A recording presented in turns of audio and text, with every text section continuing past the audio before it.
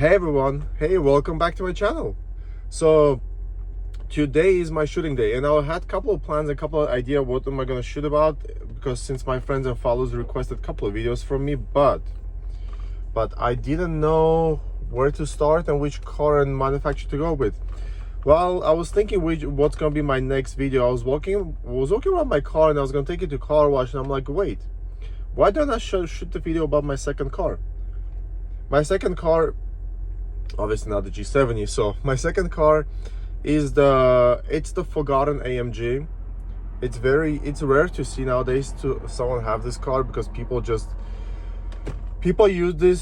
it as a workhorse. People abandoned this car when they had problems. I would say people literally got 100% out of these vehicles, of the sport utility vehicles. I'm talking about the W163 minus specifically W163 ML55 AMG. So a little bit of backstory about this car. W163 was developed. That's the wrong way to start the history. Well, we're gonna rewind back. So in late 80s and early 90s, when SUV, the sport utility segment, was becoming very popular, Mercedes-Benz had nothing to offer for the USA market. So they partner up. They jointly signed an agreement with, you will not believe this, another forgotten car brand, with Mitsubishi Motors, that they are going to develop a sport utility vehicle together based on the Mitsubishi Pajero / Montero platform. One of those cars were going to be badged. One of those cars were going to be badged Mercedes-Benz, one of them was going to be badged Mitsubishi. So the production was moving, the designing and engineering was moving forward, but in 1992 these plans were abandoned for some reason, and they never worked out for Mercedes-Benz nor Mitsubishi.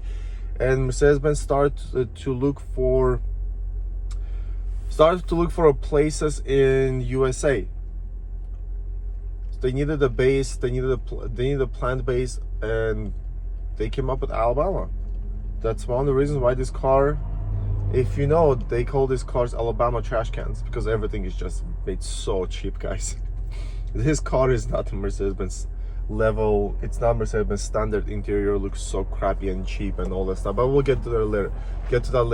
So in 1993, Mercedes-Benz started development of their own SUV. Since the jointly agreement with Mitsubishi Motors did not work out for some reason, the citing of that says technical issues, but why didn't work out? It's just too far to go back and try to find out the truth. No one's gonna know. So when they started developing the car, their main reason why they wanted to develop an SUV, they want to replace the G-Class that was back then ongoing in production for 11 years, and they didn't see the future for that car, because G-Class was it's a very specific military-based SUV, so not a lot of people wanted to go for it, especially if they looked for something more practical, comfortable, or family friendly, more roomy. If you know, G-Class is literally, it's not a big car inside, it's very small. Especially, like, have you ever sat in the back seat of the G-Class? I'm 6'1", I can barely fit behind myself in the G-Class. It's actually really tiny in there, and you sit very, very vertical. So I'm an Angeles Crest. That was a really nice car, by the way. So they decided that they really need an SUV, and they start development of this car. They tested through the hell and beyond hell. This car went through the mud, forest, desert. It was very light camouflaged, and they developed a 4-wheel drive system that was actually coming from the G-Class. Obviously, it wasn't mechanical locking. G-Class has 3 locking differentials, front, middle, and the rear. It's all mechanical. They provided this car 4 ETS system, which is supposedly the same thing, but as you know, it's not going to be as good as mechanical locking differentials. So they provided a 4 ETS system, and they tested in off-road, and this car with a full-time 4-wheel drive system and off-road base traction control, the 4 ETS system, it's really, really, really good. Tested by me, by the way. So I've taken this car off-road, and it did nothing but surprise me. This car did so good. That was an Ioniq 5N, guys. Wow. So this car, sorry, I keep getting distracted. There's way too many cars, way too many cars here, way too many good cars here in Angeles Crest Highway. So this car was presented in 1997, debuted in 1997, went to sales in late 1997, early 1998. One of the first people to have this car was Jeff Goldblum, the actor. He was in a Jurassic Park movie. If you guys know, this car featured in Jurassic Park 2 Lost World. Sorry, not Jurassic World, I know I said that. Jurassic Park 2 Lost World, and that's how I love this car.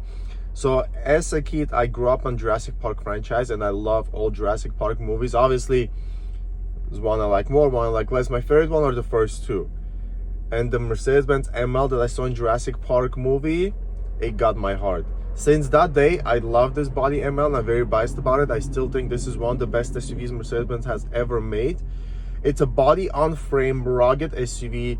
It will take any abuse. It will go 400,000 miles, 500,000 miles, 300,000 miles, you name it. Mine currently has 198,000 miles, and so far it's been flawless.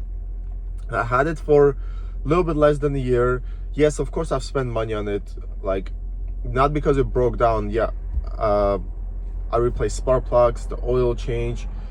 Only one time actually I had a breakdown, which was my transmission sensor. That's about it. So these cars are very reliable. This is the second W163 we bought. The first W163 we bought was the ML320, which my dad had it, and we bought it from our original owner. It was a nice dark green color with a beige interior. It was still a very nice car. The one I have is the ML55 AMG. This is the difficult part.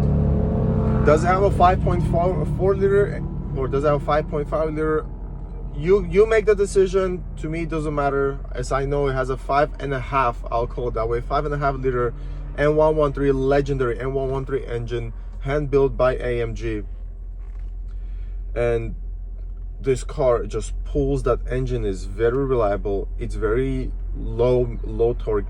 It's very low RPM torque. It will pull. It has no hesitation. Very smooth power. That's what I like about it. There is no hesitation. There is no lag. You just step on the gas and it goes. Obviously, this isn't the fastest car. I'll probably have a hard time beating a 2.5 turbo Hyundai Santa Fe 0 to 60. But remember, when this car came out, the ML55 AMG specifically, this was the fastest production SUV in the world. That tells you something. So how about actually I do a really quick tour on this car so you can see it, and I just want to show it. It's such a good looking car, guys, by the way. I love it. I love the W163, and I think very, very few cars come close to it. So let's go take a look at the car. Wait, are you guys not coming? Come on over. Okay, I'm gonna flip the camera. So, okay, let's grab the phone. I'm gonna flip the camera so I can show you guys around, okay? So yeah, guys, thank you for coming with me to review this car. I was really excited, so I want to show you the exterior of this vehicle. I know I usually don't do it, and my videos usually start sitting in the driver's seat, and they also end by me sitting in the driver's seat, just saying thank you for watching my channel again, so all that stuff. But I was actually really excited to do a walk around and show you guys around. I still think this is one of the best SUVs Mercedes-Benz has ever made, and I'll give you reasons why. It's a V8, AMG V8. It has performance brakes. It has stiffer suspension for good handling. It has, what else does it have? So many things, I can't even think of much. So just enjoy it for a second. I'll continue talking. I'll show you all the options that this car has. So yeah, it's body on frame, 4x4 SUV. It's comfortable. It has nice cabin. Still pretty good Bose sound system that you don't see on a lot of cars, even nowadays. So this is honestly one of the best SUVs Mercedes-Benz has ever made. Let's get to the interior of the car. Yeah, to be honest, interior is not the Mercedes-Benz standard, and I don't think, I mean, this car was made for the US market. I think they just built it to have a sport utility vehicle. It still has some good options, don't get me wrong. You still get the headlight washer. You have the memory seating for the seats. Sorry, this part is, it snapped, it's broken. So let's ignore that for now. And then what else do you have here? You do have the navigation, you have the front and rear fog lights on the vehicle, you have the low gear, low gear button, you have heated seats, passenger and the driver. You also have this cool option for the third window in the back. When you push this, let's go see what happened. So when you push that, this opens up. How cool is it? So if you open that, obviously I didn't push it, but this is how it usually looks. So if you open that and then you get your sunroof and the windows open, you get a nice airflow through the cabin. I assume that's down for the third row seating that ML55 does not have, so they can get some fresh air. I'm not sure, but it's pretty cool. So it does have the navigation. It has an option that's a lot of even new cars don't have. It's hidden right over here. It's the folding mirrors. So you press this, hi there, and then the mirror closes. Same way it opens up. That's pretty cool, right? For a 2001 production SUV. It has auto dimming mirror, so when you drive at night, no moron from the back is gonna blind you because they have the high beams up for absolutely no reason. It has a sunroof, which is absolutely functioning actually.